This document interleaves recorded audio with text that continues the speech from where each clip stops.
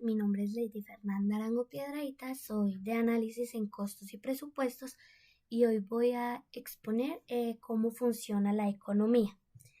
Primero que todo, la economía se puede definir como el conjunto de actitudes referentes a la producción, distribución, comercio y consumo de bienes o servicios. La economía se basa en transacciones, que es básicamente dar y recibir. Y para ello existen agentes económicos. ¿Qué son agentes económicos? Son los entes que actúan y toman decisiones dentro del mercado. Algunos de los agentes económicos podrían ser consumidores, productores e intermediarios.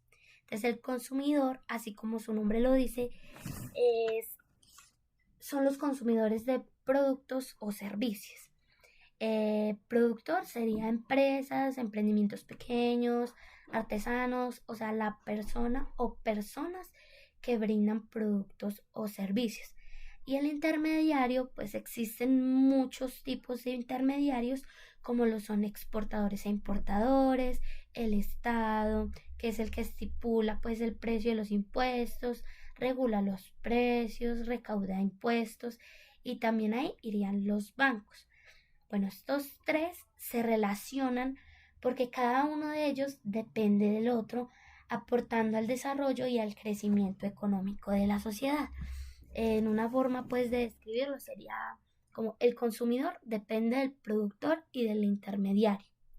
El productor depende del consumidor y del intermediario. Y el intermediario depende del consumidor y del productor. Entonces, de donde lo veamos, ellos siempre van a necesitar del otro para, para poderse desarrollar. Entonces, poniendo como ejemplo en consumidor una familia. Una familia también puede ser productora, es consumidora y productora a la vez. Entonces no es que los consumidores son simplemente consumidores y los productores son simplemente productores, no. Los consumidores pueden ser también productores y los productores también son consumidores. Ya hablando desde la participación económica, hay dos tipos de participación económica, que vendría a ser el dinero y el crédito. El dinero no tomándolo desde un sentido de que solamente es el efectivo. No, el dinero puede ser efectivo o cuentas bancarias. Lo que quiero decir con esto es que es dinero que ya tenemos, que ya recaudamos, que ya hicimos. El crédito es un préstamo, es un dinero que no tenemos, pero necesitamos o necesitamos hacer uso de él. Entonces, el crédito puede ser una oportunidad o puede llegar a ser una deuda. ¿En qué momento el crédito se vuelve una oportunidad?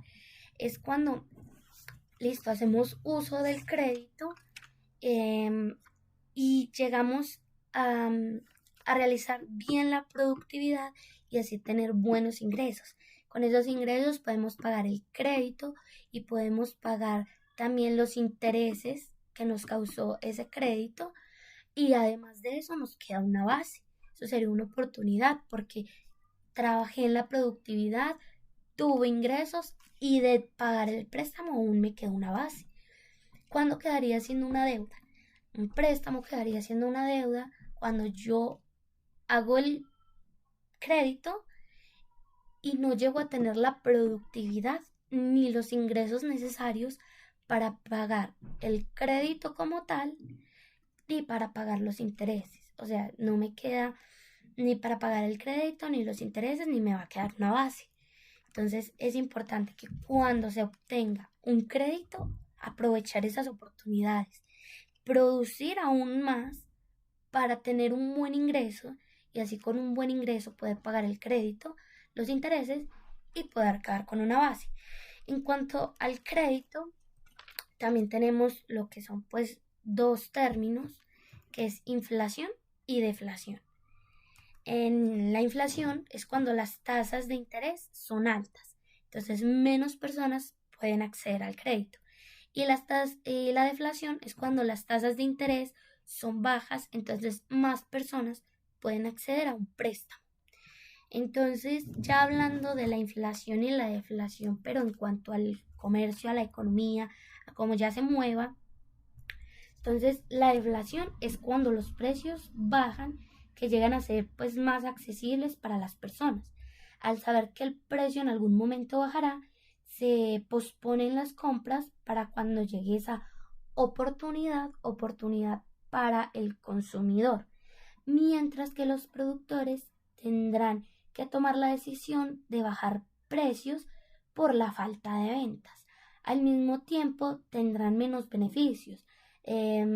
Deberían bajar el salario de los empleados o incluso reducir la cantidad de ellos, provocando un aumento de desempleo. Así pues, la deflación hace más difícil el enfrentar las deudas.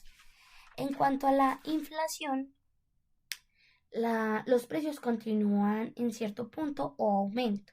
Entonces, si son productos necesarios, aumenta la demanda de ellos y al haber demanda, pues hay más compra.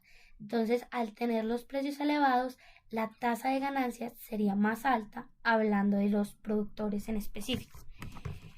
Entonces, esa sería como toda mi información sobre la economía y cómo funciona.